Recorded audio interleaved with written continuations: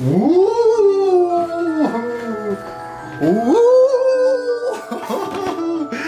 man, what's up all my ghosts and goblins? Happy Halloween first and foremost.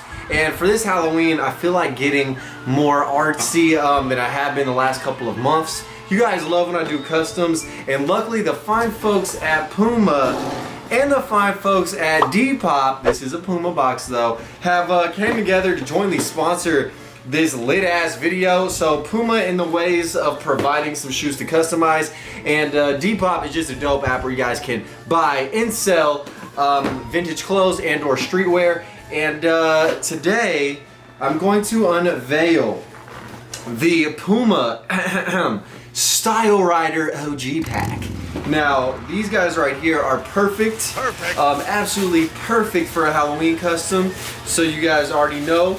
Waboom, here they are. Yeah, they're like the little jack-o'-lantern ghost color scheme. Got the white, the orange, and then the black like a witch's hat bars. Yeah, so Puma just sent me these. I didn't know what they were sending me to actually customize, but you know what? Halloween is right around the corner, so I figure I might as well throw together a quick and sexy little custom. As you guys can see, I got a 12.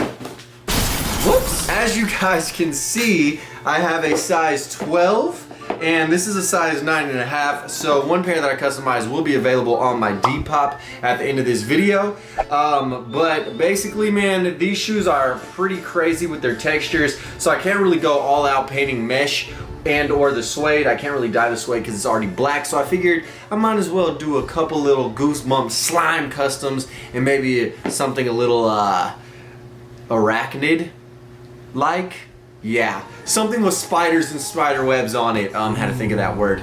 Anyways, without further ado, man, let's just hop, skip, and jump into this customization process. I will be live in Los Angeles the 2nd and 3rd of November at ComplexCon, actually customizing at Puma's booth. So if you guys are going to that event or live in LA/Long Beach, pull up. It's going down. Without further ado, let's hop into it. And alright guys, we are in there like swimwear, baby. So the first step on this customization is to prep the surface. So I have some beautiful lavender colored nail polish remover and some cotton rounds, baby. So the first step I did was actually using the cotton rounds with the nail polish remover all soaked in the textures to rub down this white leather region. And that is the region I actually am going to be customizing on the shoe. So it has a clear coat of paint and I needed that stripped off. So once the paint was gone, it was time to draw on my design. So as I mentioned, I wanted a spider on the shoe. So using a mechanical pencil just really helps me lay down the size of the spider within my designated customization region, and just to ensure that I didn't mess up on the final product. So right here, I'm just adding in some of the legs. And of course, I had to make sure all 8 legs were included, because no, this is not an amputee arachnid, you dig? So there is the drawing done, and then I whipped out the Sharpies. So I need this bad boy to be a little bit colorful. It's like a black widow, or in this case a black widower, you know what I'm saying? It's a boy spider. RIP to his wife though. Some things just happen. It's a crazy world out there in the spider kingdoms. So then I got this orange marker and I started coloring in the joints, and a detailed Sharpie was used in the creation of the legs. So as y'all can see, I'm just stretching the legs all the way back on this bad boy right here, and adding in the little pointy tongs that the spider uses not only to create webs, but to barbecue with as well. Everyone loves tongs. Yeah, dig. Alright, so once most of the legs were added, or at least half of them, I added some nice little furs on the abdomen of the spider, if that's what the ass of the spider is called. Not quite a biologist yet, but hey, maybe one day. You dig? So then I started adding the front 4 legs on this 8-legged creature, and as y'all can see, man, homeboy is looking good. I just had to add the ball joints in betwixt his leg regions. And yeah, I overall love this spider. I like the way it filled the space. It was just the right size, not too large, not too small, but perfect. So once the whole outline was done, I added a little bit of purple. Again, just more colors make the whole thing look a little bit more interesting, in my humble opinion. And take a good gander at that spider, baby. Oh man, that thing poisonous. Now it's time to actually add the web, as I mentioned, and I just outlined all the stitching with the Sharpie marker. Now what's very cool about this marker is that the ink absorbed right into the thread. I had to be very careful, utilize my steady hand perk, and then start working on this web. So I actually didn't have that much room for the web on this first rendition of the spider shoe, but that ain't no thing but a chicken wing, man. I just decided to roll with it and see what I could do overall. Now as the web started drawing back towards the tail feather region of the shoe, the spaces in between the web got a little smaller, but seeing as there was a lot of blank space around the spider, I had to try and expand and bring the web out as far as humanly possible for aesthetics and for insect catching purposes. Can't let Charlie the spider go hungry now, can I? So here is the first spider and the outside of the web complete, and I actually did the inside, and the web did improve a little bit.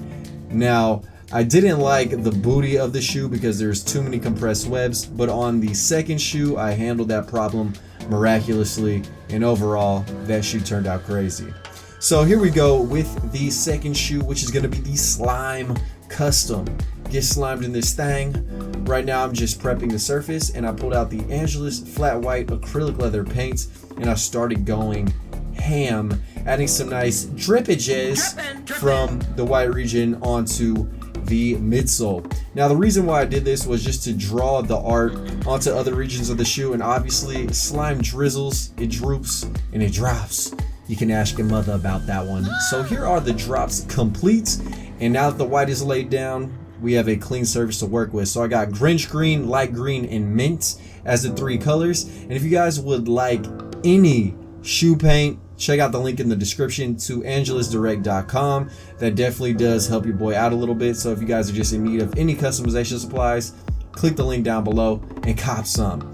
All right, so right now I'm adding the light green on the outskirts of the white region, and I am filling in the middle part with a nice mint. So basically I want the slime to look like it's glowing, and of course this lime slime witch skin tone colored green is perfect for Halloween, and just in general I feel like it contrasts very well with orange. It's like a carrot colorway dynamic happening, Captain, and carrots are not only delicious but nutritious as well.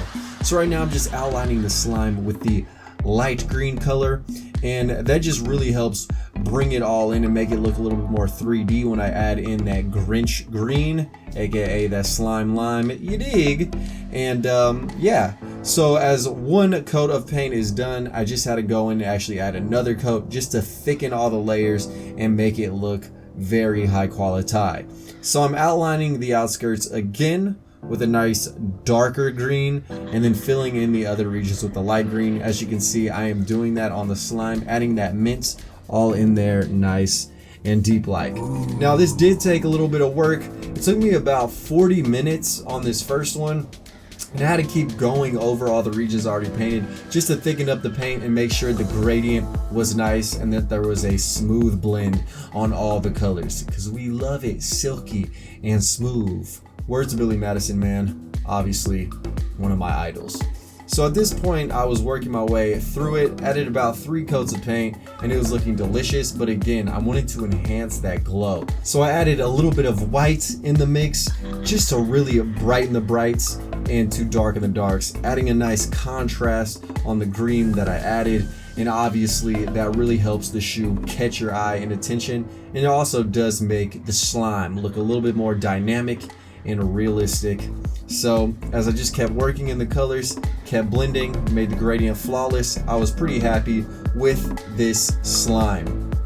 So go ahead, take a good gander at it, and of course I had to do this 4 times, so by the second shoe I have perfected my technique, and it only took about 15 minutes to actually do the other shoes. And obviously the main thing is just prepping and the layers, but I love the way the drippages look on the kick. And yeah guys, here are the shoes out in the wild. Check them things out, baby. And if you guys are enjoying this video, make sure you smash the like button, subscribe if you guys are not already, and yeah, thank you guys so much for watching, man. I definitely love y'all.